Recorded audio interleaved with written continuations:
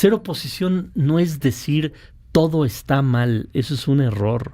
Ser oposición es decir, en esto puedo acompañar y en esto no, porque no va con mis formas de pensar, no va con mi electorado, etcétera. Pero nos plantearon un país que se estaba cayendo.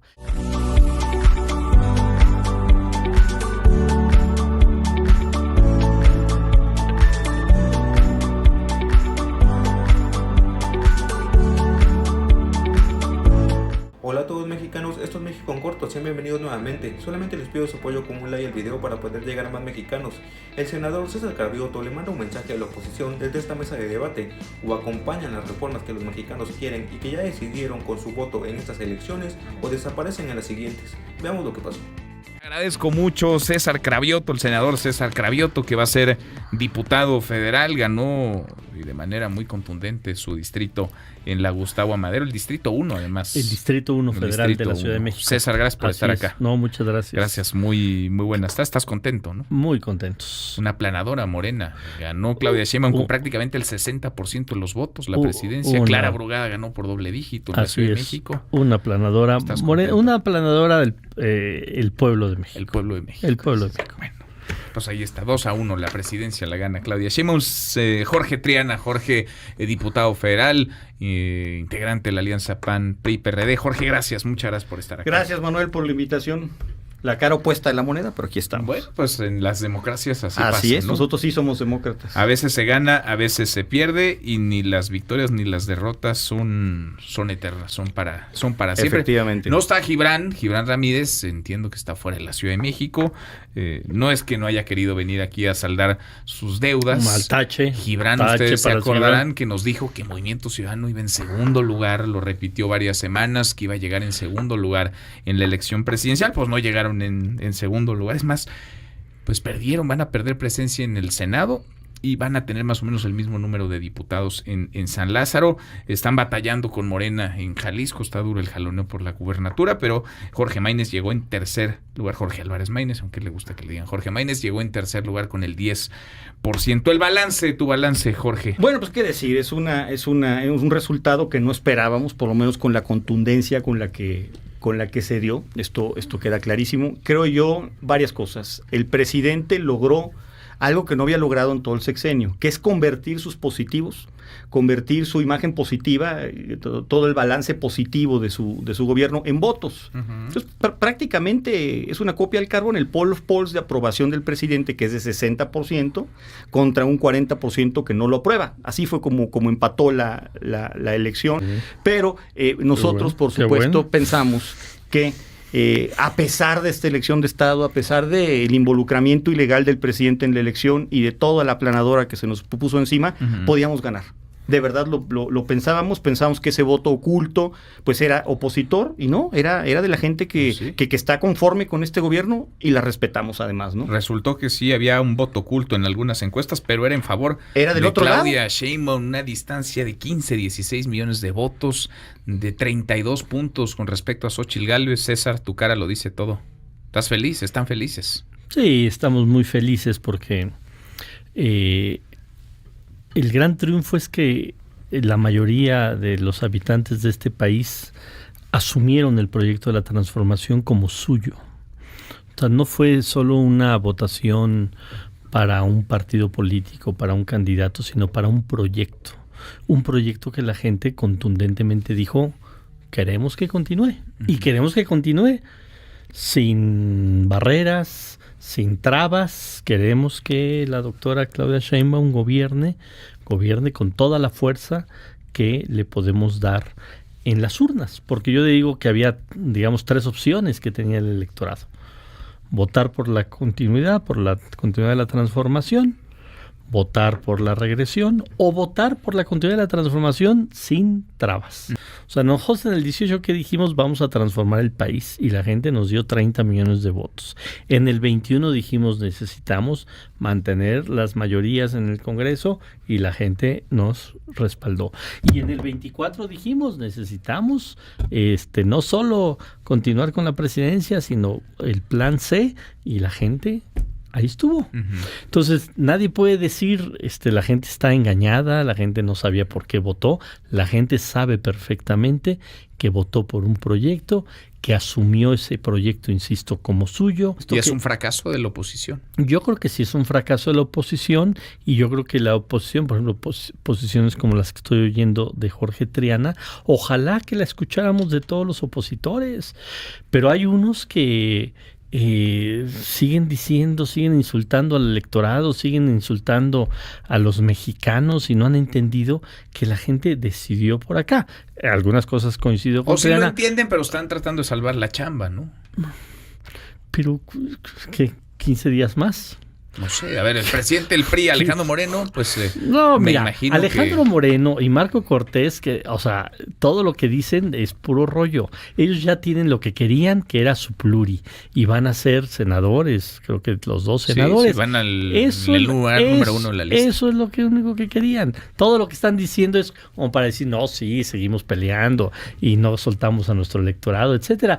Pero en la realidad ellos están contentos porque lograron sus pluris, van a mantener la hegemonía al interior de sus partidos, aunque sus partidos se vengan reduciendo, pero así piensan ellos, es su interés personal y no el interés colectivo lo que los mueve a los dos. Creo que ya haremos nuestro ejercicio de introspección nosotros, insisto, pero creo que en la oposición no fuimos capaces de transmitir un mensaje de la forma suficientemente contundente, no le supimos recordar a la gente que este gobierno dejó 45 millones de recetas sin surtir, que le quitó 4 años de expectativa de vida a los mexicanos, que dejó a 50 millones de personas sin seguridad social, que va a tener al final del sexenio casi 200,000 homicidios dolosos, que va a tener el PIB más bajo en 24 años, una serie de situaciones que la gente dijo, no importa, porque, y aquí viene la parte más autocrítica, porque ustedes representan el pasado, ustedes representan lo que ya viví y no quiero. Y le compró el relato y la narrativa al presidente del PRIAN, del viejo régimen, etcétera, y nosotros no supimos cómo revertirlo. Claramente. Quizá tendrían que repensar si se mantienen o no unidos, si se mantiene o no la alianza. El PRI, vaya, la caída del PRI es estrepitosa. Sí, la caída del PRI creo que hizo que bajara Xóchitl y toda Incluso la coalición. Incluso en la presidencial saca más votos Movimiento Ciudadano que el PRI. Como partido. Es muy parejos, pero efectivamente por ahí va. Creo que la alianza, desde el punto de vista parlamentario, se tiene que mantener, porque el presidente ya anunció que sus reformas las va a poner sobre la mesa el mes de septiembre, con una nueva composición de la Cámara, y si tiene mayoría calificada, habrá que hacer un trabajo de resistencia. Si no es así, habrá que formar un bloque de contención para que no pasen estas reformas. Permíteme un segundo, César, ya voy a terminar. Porque ahí va a estar César en la Cámara empujando esas reformas. Quizá los dos estemos ahí debatiendo, ¿no? Sí. Una de esas. Bueno, en fin. Bueno, hasta Gibran en una de esas. Y Gibran también en una de esas, que también estaba como en la tablita. Sí. Y por otro lado, en la parte electoral, pues habrá ya que en su momento que tomar una decisión sobre si vale la pena mantener esa coalición o no. La coalición fue exitosa en 2021, muy exitosa, pero fue un fracaso total en esta ocasión. César, tú vas a estar, como van a estar los diputados de Morena, del PT, del Partido Verde, empujando pues lo que ofertaron, lo que vendieron y lo que votaron los mexicanos en las urnas el domingo pasado. Pues sí, nosotros no podemos ir en contra de lo que la gente votó. Si les dan la mayoría calificada, va a ser una chamba muy fácil la que van a tener que hacer. Bueno, en términos... Que es votar nada más. No, pero no solo se trata de votar. Sacar adelante se trata de convencer. O sea, porque no todas las votaciones es lo importante. Por ejemplo, no sacamos la reforma eléctrica porque no teníamos los votos. Pero convencimos. Ellos ganaron la votación, pero perdieron con la gente. Y convencieron al Partido Verde. No votamos, no pudimos sacar el plan A de la reforma electoral, pero convencimos. Y la mayoría de la gente se las cobró a ellos. O sea, a mí me parece que ese discurso de Jorge de decir, es que no supimos decir todo lo malo de este gobierno, pues yo creo que ese enfoque no es el correcto. O sea, no supieron equilibrar, sopesar, decir, esto está bien de este gobierno. Pero su discurso fue, todo está mal. Y entonces la gente veía su realidad y decía, ¿de qué me están hablando? Yo estoy viendo otra cosa en lo diario, en mi cotidianidad, en mi bolsillo, en un gobierno que veo que ya no derrocha lo que otros gobiernos derrochaban. Y entonces la gente decía, ¿de qué están hablando? Y eso, si no lo ven como parte del resultado del domingo, pues siguen sin ver la realidad. Mira, ser oposición no es decir todo está mal, eso es un error. Ser oposición es decir, en esto puedo acompañar y en esto no, porque no va con mis formas de pensar, no va con mi electorado, etcétera. Pero nos plantearon un país que se estaba cayendo, que se estaba yendo a un camino terrible que nunca había tenido. Y la gente dijo, pues, ¿de qué me estás hablando? Y por eso no conectan. Si tenemos, porque yo sí quiero que haya una oposición responsable, una oposición que plantee cosas, una oposición que cuando se le ponga la reforma electoral no diga el INE no se toca, porque esa fue la respuesta, ¿eh? La respuesta a la oposición cuando ante el plan A de la reforma electoral es el INE no se toca. No, a ver, es que esto es de ida y vuelta, esto es circular, no nada más es lineal, aquí hay que decirlo. Para empezar, primero tiene que definir, y aquí ya viene mi trabajo como opositor, no esperen que seamos focas aplaudidoras y somos oposición. Para empezar, Claudia Sheinbaum tiene que decidir qué papel quiere jugar aquí. Tiene una responsabilidad inmensa. El futuro del país está prácticamente en sus manos y de nadie más. Tiene que decidir si va a ir y acompañar estas 20 reformas de López Obrador o le va a hacer caso a sus diálogos por la transformación, donde participó Ana Laura Magaloni, Julieta Fierro, Juan Ramón de la Fuente, etcétera, que tienen planteamientos que se contrapuntean con las propuestas de López Obrador. Esta reforma judicial, Ana Laura Magaloni no está de acuerdo con ella. Imagínense nada más que a cuál le hacemos caso.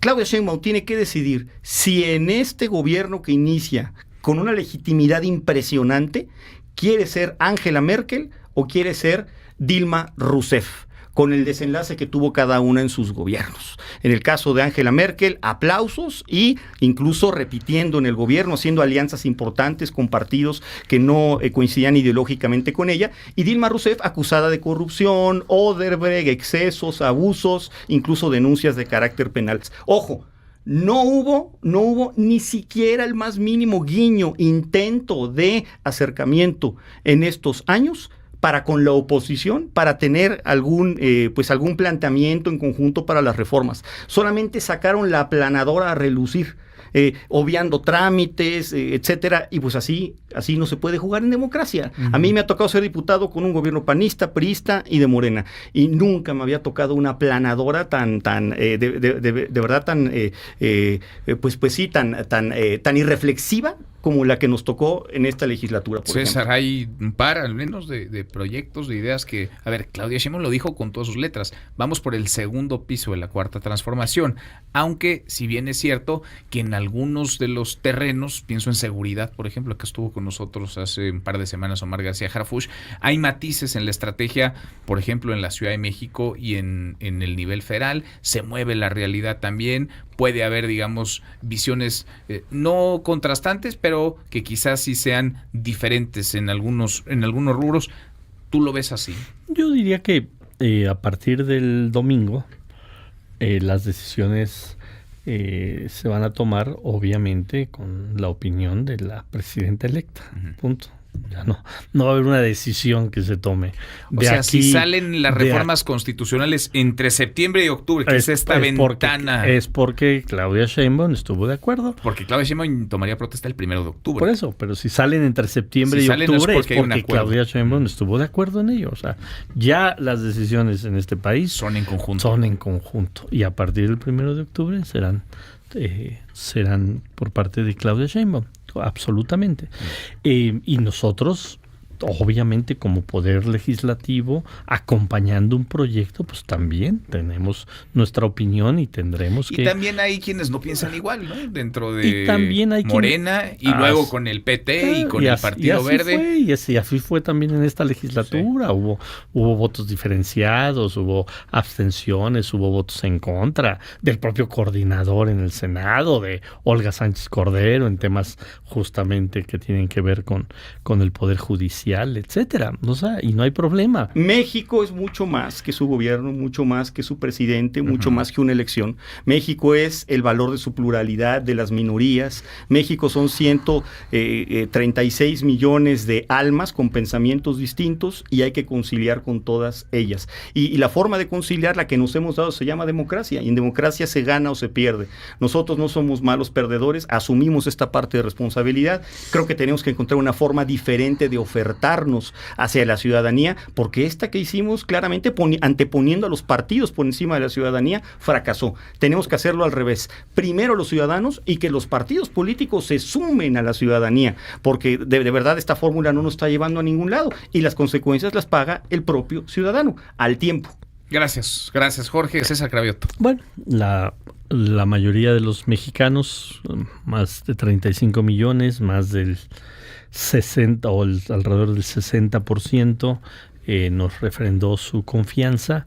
Vamos a ser responsables con esa mayoría, vamos a ser responsables con esa confianza, no vamos a ser exabruptos ni mucho menos, como no lo hemos hecho en estos 6 años. Va a seguir caminando el rumbo del país por el lado correcto. Seguiremos trabajando para que haya más justicia, más equidad en este país, mejores salarios, mejor salud, mejor educación.